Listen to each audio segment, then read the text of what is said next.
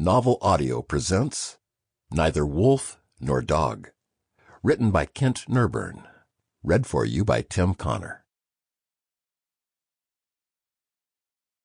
Preface to the 2017 version, read by the author. Over the years, neither wolf nor dog has taken on a life I never anticipated. It has been handed from prisoner to prisoner in some of America's toughest penitentiaries. It has helped Indian and white school children from places as diverse as South Dakota, Seattle, and the high New Mexico desert to begin talking for the first time about their similarities and differences. It has had Maoris in New Zealand passing copies to their white friends and compatriots, saying that this book would help them understand how the Maoris feel about the loss of their native land.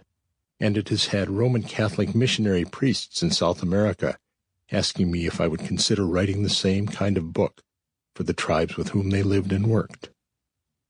It has even changed the course of the Missouri River by opening the eyes of an official of the Army Corps of Engineers who, after reading the book, used his authority to modify a damming and diversion project that was under his direction.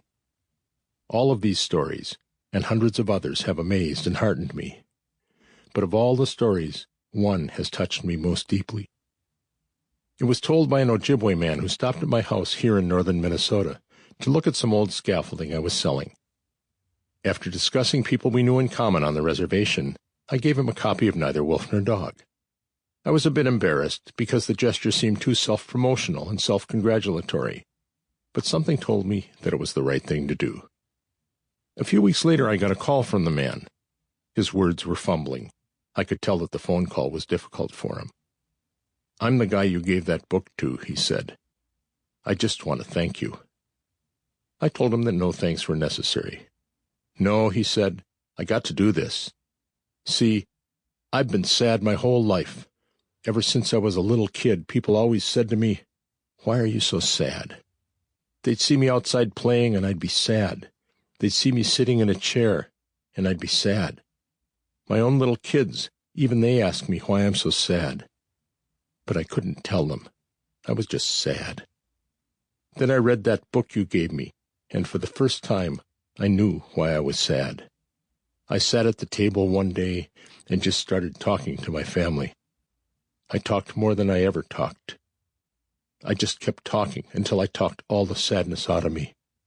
Now I'm not sad anymore, and my family isn't sad. I want you to know what you did.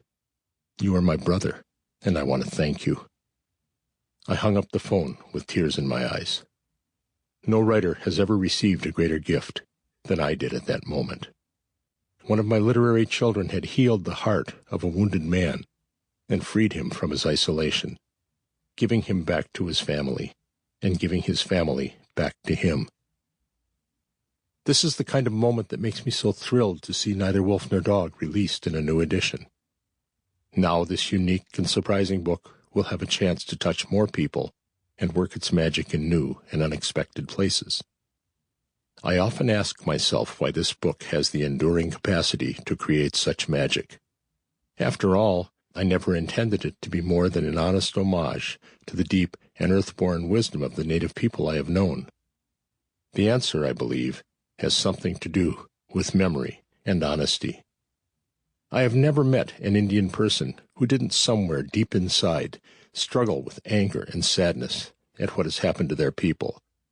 And I have never met an honest and aware non-Indian person in America who didn't somewhere deep inside struggle with guilt about what we as a culture have done to the people who inhabited this continent before us. We can like each other, hate each other, feel pity for each other, love each other, but always, somewhere beneath the surface of our personal encounters, this cultural memory is rumbling. A tragedy has taken place on our land, and even though it did not take place on our watch, we are its inheritors, and the earth remembers. The small miracle of Neither Wolf Nor Dog is that it carries this memory in the fabric of its narrative. The all-too-human characters who appear on its pages each struggle in their own particular ways to deal with that memory. They are inheritors of something that whispers in the wind and echoes from the land, and nothing they as individuals can do will silence these voices that rise up around them. Yet they search for common meaning Sample complete. Ready to continue?